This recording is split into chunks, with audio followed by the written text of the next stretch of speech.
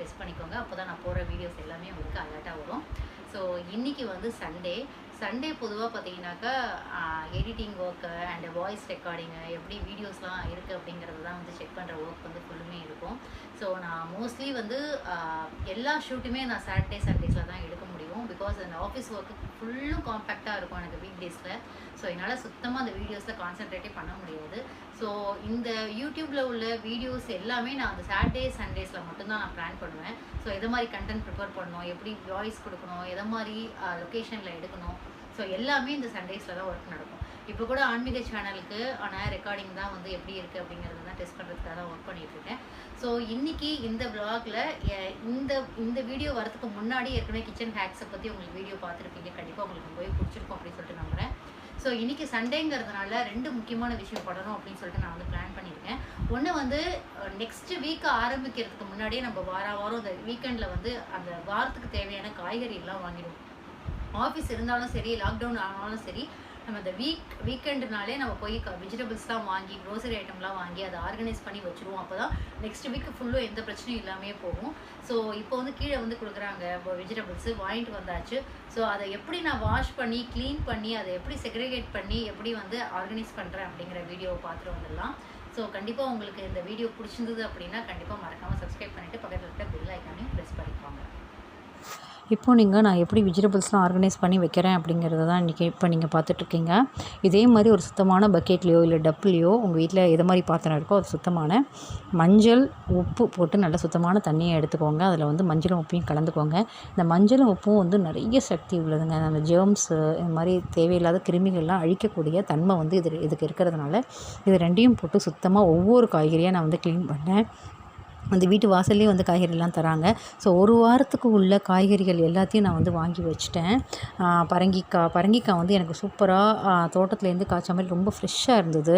அது மட்டும் இல்லாமல் பச்சை மிளகா, கேரட்டு, மாங்காய் ரொம்பவே நல்லா ஃப்ரெஷ்ஷாக இருந்தது. தக்காளி இதெல்லாம் நான் என்ன பண்ணேன்னா லெமன் வந்து பார்த்திங்கன்னா வீட்டு வாசல்லே வந்து லெமன் வந்து விளக்கு மாதிரி வைப்பாங்க. அதே மாதிரி பார்த்திங்கன்னா விளக்கு ஏற்றுறதுக்கு லெமன் யூஸ் பண்ணுவேன் நான். செவ்வாய்க்கிழமை, ஞாயிற்றுக்கிழமையாக இருக்கட்டும், ராகு காலத்தில் விளக்கு போடுறதுக்கு. அதே மாதிரி எலுமிச்சை கட் பண்ணி வந்து வீட்டு வாசலில் செவ்வாய், வெள்ளி வச்சிங்கன்னா ரொம்பவே நல்லது. ஸோ இதுக்கெலாம் லெமன் ரொம்பவே யூஸ் ஆகும் எனக்கு. அண்ட் சம்மருங்கிறதுனால லெமன் போட்டு ஜூஸ் வந்து எல்லாருக்குமே வயசானவங்க தான் நிறையா வயசானவங்க வீட்டில் வந்து லெமன் யூஸ் பண்ணுவாங்க. ஸோ அதனால் அந்த லெமனும் கொஞ்சம் நிறைய வாங்கிக்கிட்டேன். ஸோ இதெல்லாம் நல்லா சுத்தமாக க்ளீன் பண்ணி அழகாக வந்து எடுத்து வச்சிட்டேன் அப்படின்னா 1 வீக்குக்கு வந்து நான் வந்து டென்ஷன் ஃப்ரீயாக இருக்க முடியும். இப்படி தான் நான் ஒவ்வொரு வாரமாக வந்து க்ளீனாக சுத்தம் பண்ணி அதுக்குன்னு தனியாக ஸ்பெசிஃபிக்காக வந்து ஒரு பிளாஸ்டிக் பையாட்டம் வச்சுருப்பேன். ஸோ நீட்டாக அதில் வந்து போட்டு அழகாக பேக் பண்ணி வச்சுருவேன்.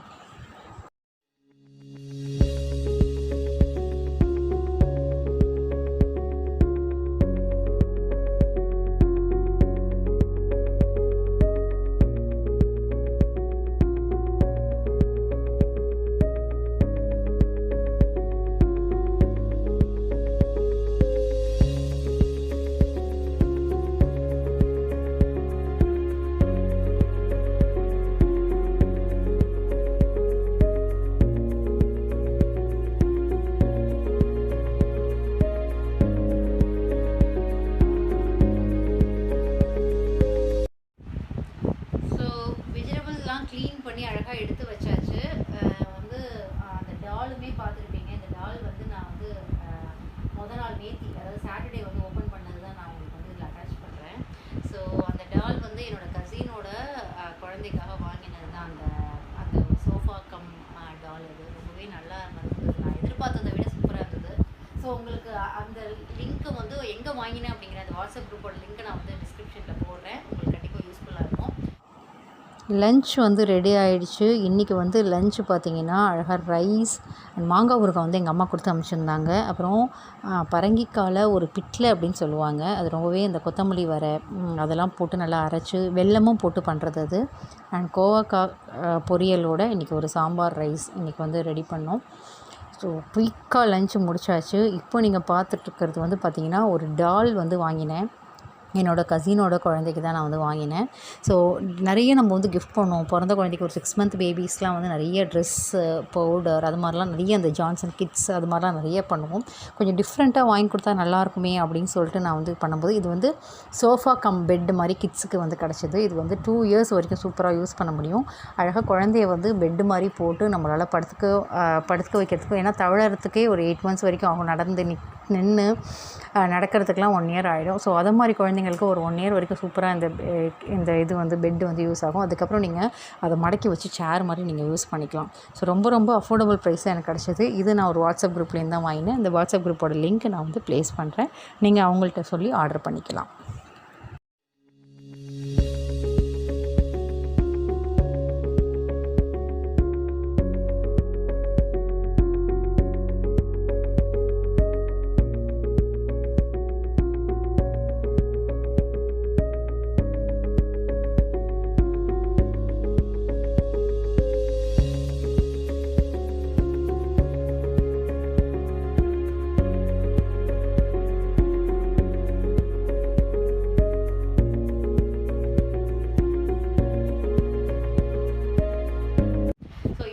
இன்னைக்கு வந்து இந்த சண்டேஸ்ல கார்டனுக்கு வந்து பாத்தீங்கன்னா வீட்டில் வந்து கொஞ்சம் தேவையில்லாத ஒயர்லாம் இருக்கு. அதை வச்சு எப்படி ஹேங்கிங் ஃபிட் பண்றது அப்படிங்கிறது உங்களுக்கு இந்த கிராஃப்ட் வந்து கண்டிப்பாக யூஸ்ஃபுல்லாக இருக்கும். எல்லாருமே கார்டன் வைக்கணும்னு நினச்சி அந்த ஹேங்கிங் பாட் வைப்பீங்க. ஸோ அதுக்கு ரொம்ப ஈஸியான மெத்தடில் எப்படி நான் வந்து பாட்டை அரேஞ்ச் பண்ணி அதை க்ளீன் பண்ணி அழகாக கார்டன் வந்து எப்படி ஃபிட் பண்ண போகிறேங்கிறத உங்களுக்கு காட்டுறேன் வாங்க.